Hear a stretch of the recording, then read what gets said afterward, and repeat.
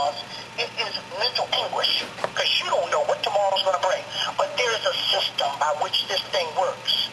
It grinds slow, but it grinds. It grinds. It grinds. And it's got to go through. And what Paul had to do this morning was send it to Boyers, who would then in turn send it to Legal Recon, who would then in turn make a determination on your financial situation because now you do have income. We can't count your Social Security by law, but we can count your annuity. And we can, if your annuity is of a certain amount, could be $2,300 a month. Now, assuming you may have been overpaid for whatever years, you could be overpaid 30 grand, we'll say, okay, we're going to waive 10 grand of it, but you're going to pay us 20, or guess what? We're not going to waive a dime, but you're going to pay us $100 a month for the rest of your life. No interest, no nothing. But they can't make a determination on a debt. If you have entitlement to money, the federal law says first, find out what he's entitled to. Then we do it. Now, imagine we owe you money retroactive to age 62, whenever that was. Bill Deep and them are to hold. See, Recon may order them, don't pay him, because he owes us 30 grand. He didn't have any money. Yes, he does. Now we owe him 6,000. I'm going to use a number. We're going to take 6,000 on the 31st. Now we're only ruling on 24. You see? That's how it goes. So that's why nobody could do anything. Until you filed for that regular retirement, OPM wasn't making a move. Because last year, August, you were shut down. You may have had zero earnings, zero money to take anything back from. So OPM simply delayed it. We just simply got you to a point where you could actually start getting an annuity that we could maybe start getting some money out of. And that's what's getting ready to happen here. Okay. So that's what, if Paul probably didn't know that process, and a lot of other people have been working in as many different sections, so they don't know how that goes. So they're going to make a decision. The two main things that they use to waive a debt is, one, that it was a debt through no fault of your own. You did not fault. It was not your fault that we didn't catch on to you sooner. Okay? The second requirement is that you must show that you cannot pay it back. And three, that it would be against good equity and conscience for the government to take it back and put you under hardship. If they show all three, if they show where you meet all three of those, then they will waive the debt. If they can say, well, he didn't take it, and, he can't afford to pay it, he couldn't afford to pay back 30 grand. But it's not against good equity and conscience for us to make the guy pay $100 a month on it. So we won't take $300 a month of his now $2,000 retirement. We'll take $150. And we won't waive a dime of it. We'll just get $150 a month until he either pays the 30 grand or he drops dead. And sometimes they do it that way. But every case is weighed on a case-by-case, whatever basis. So that's why right now a whole lot's waiting on Boyers. For that case to go up to Boyers, then to merge the two, get you going at your new rate, see how much money you got coming, then go back down to Legal Recon and go, okay, now, if you never ruled on the debt, what's going on? Let's imagine they ruled that the debt was over, but or that they waived it and they never told you. The only thing they're going to do is go in their file because now they can't change it.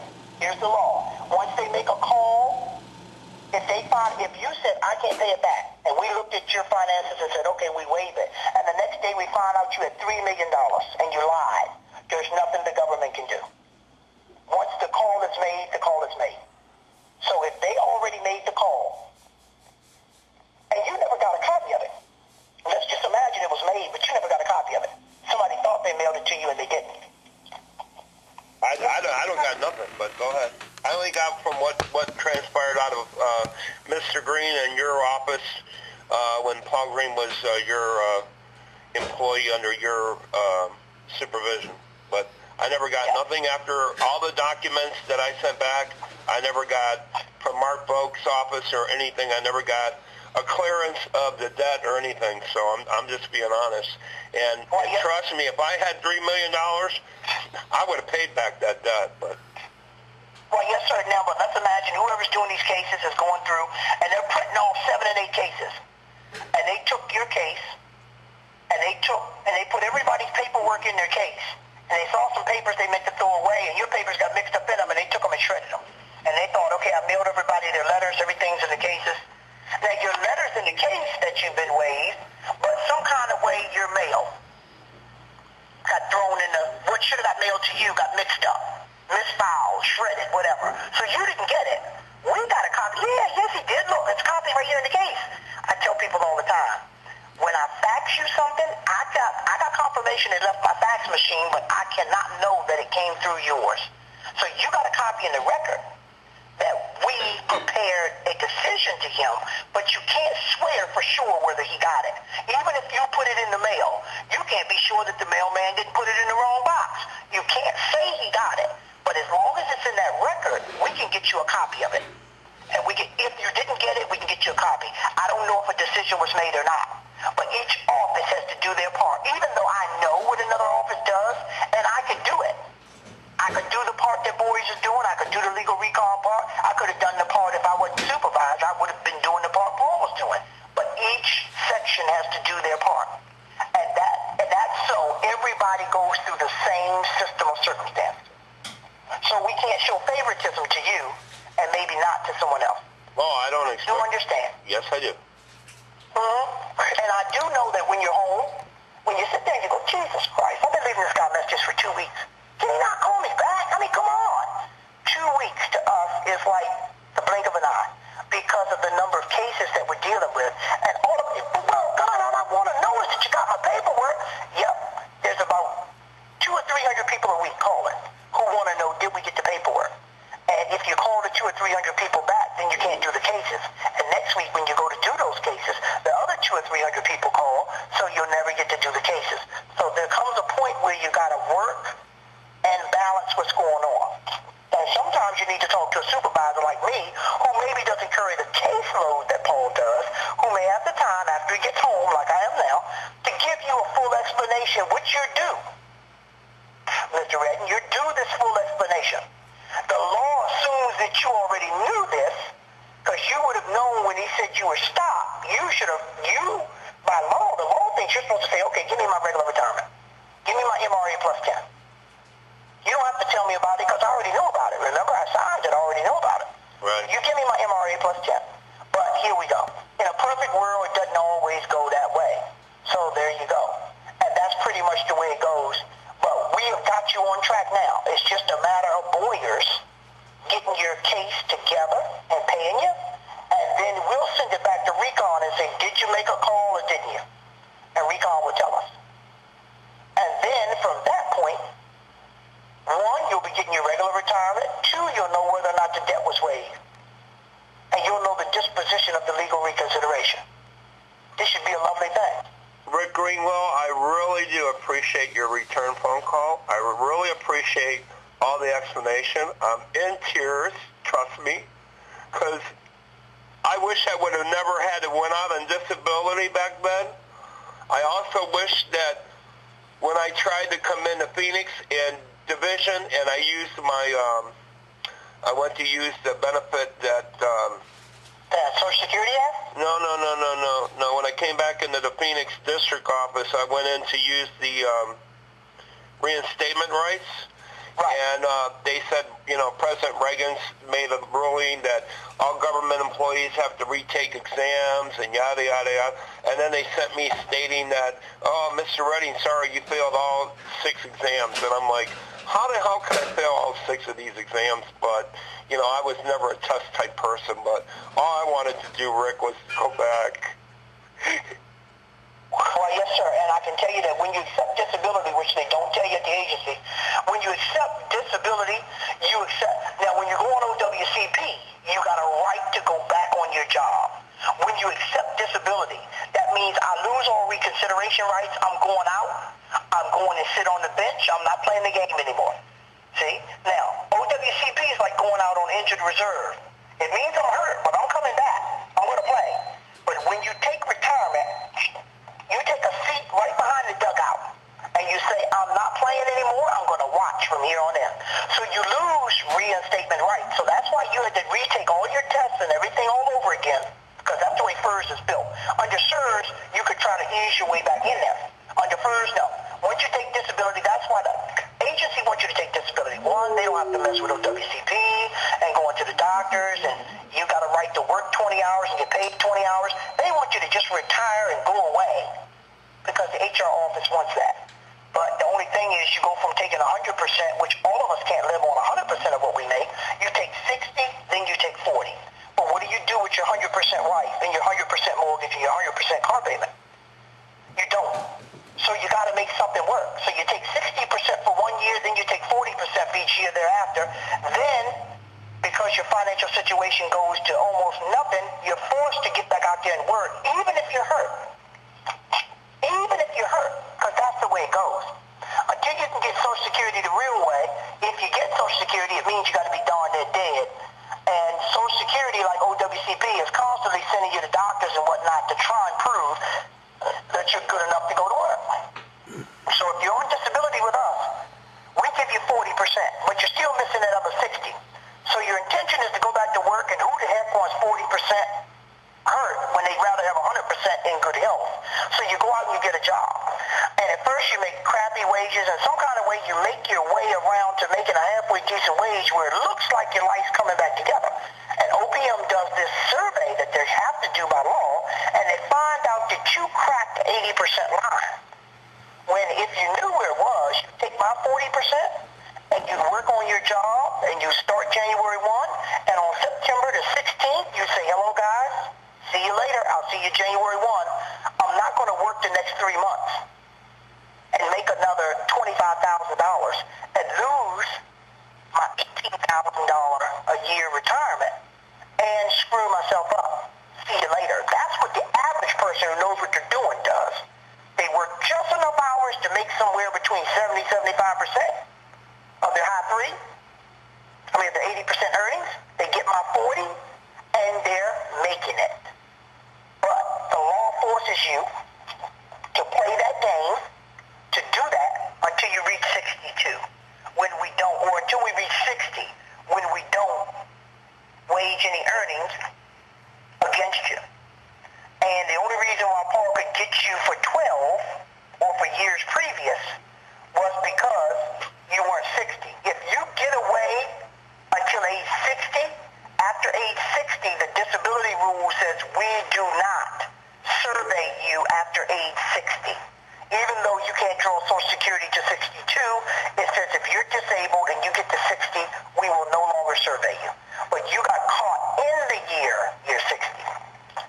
As of January 1 of 12, you were not 60 yet. So you got caught up in the 12 survey. And it was either 12 or a previous year that you were over. Yeah, it was 10 and 11, I believe it was. Yeah. So. Right, so that means if you were over for 11, you would have technically stopped June 30 of 12. And there'd be no way for you to get back on just about before age 62 because of the amount of money you were making. Now, if you could have been over for earlier years and got back on and not been over for 11, if you were running in 12, by the time we brought you up in 12, you said, oh, I'm 60. Back off me, leave me alone. You would have went through the eye of the needle. You would have been the camel that went through the eye of the needle. And it's a numbers game. It's about how it goes. But you just happen to get caught on the wrong side of this thing. And that's how it happens. But most people don't want to do nothing illegal. They just want to know the rights. Will somebody call me? Will somebody talk to me? Not like a child, but talk to me the way you'd want to be talked to if our roles were reversed. Just tell me what I need to do. Tell me what the law says so that I can do things legal. That's all people want. That's all anybody ever wants. Very seldom do you find a guy who wants to, burn down the world just so he can get an extra $500. Most people just tell me what I need to do. Tell me what the law says, let me do the right thing, and I'm good. But when I don't know what I'm doing and no one will tell me and no one will call me or help me find out what's going on, it's a mess. Yep. And unfortunately, the government government doesn't have enough people who can, when someone retires, call them and say, okay, do you know what's going on? Are you aware of your rights? Okay, let me give you this 45-minute conversation here, and this will help you 25 years down the line. Because a lot of the HR offices, unfortunately, they don't know. They deal more with people who are working, not people who are not. So, when you can't chew the leather anymore, they say, okay, get him out of here. Let's get somebody else in that spot who can pick the cotton, or who can shuck the oysters, whatever. And that's the way they think. And if you really got a real retirement counseling and they really set you down and told you, okay, you're going to go out of here, you got 60% first year, 40% each year thereafter, very few people would take disability. They fight to go on OWCP and go back to work one day. But you know, Mr. Greenwell, let me stop you there. I've talked to a lot of people that have tried OWCP, and they said that they were more harassed. Yes, sir. Yes, they were a lot more harassed, or they felt that they were harassed. Well, sir, but here's the thing. If you got a wife, y'all, I'm on the telephone. You get 75% of your high three when you're on OWCP. And it doesn't go down. See, I pay you 60% and 40% of what it was then. OWCP would pay you 75% of what it is now. If you got a wife or a child. Now, the whole point is, when we're giving you 60, they're going to give you 75. When we go down to 40, they're going to still give you 75. My money is taxable, their money is not. So the aggravation, most people say, look, Mr. Greenwell, I put up with the aggravation because I'm getting 75% of what my pay would have been if I was on the job, and it's tax-free. So I'm able to make it just about the same because guess what?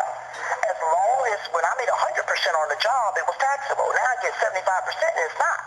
So I'm almost in as good a shape or better except for the aggravation. I go through the aggravation and the doctor's worrying me, sending me from doctor to doctor to doctor, accusing me of being a liar or whatever, but they're paying me. All the while I can pay my mortgage, I can pay my car payment, I'm okay. I go to OPM where no one will ever call me and touch me. I got to call for years to get a person. But what good is 60% one year and 40% thereafter if I'm going to lose my home, if I'm going to lose my car, if my kids are going to get set outside? I'd rather go through the aggravation of OWCP. So that's the way people see it. They only come to OPM when OWCP stops because they have no choice. Okay, they'd rather not lose the money. They'd rather not go through the aggravation, but they figure that the aggravation is worth what? 35% over what we pay, and it's 35%. That 75 is based on what that job would pay right now, not based on the 40% we pay of what the job paid then. It's totally different.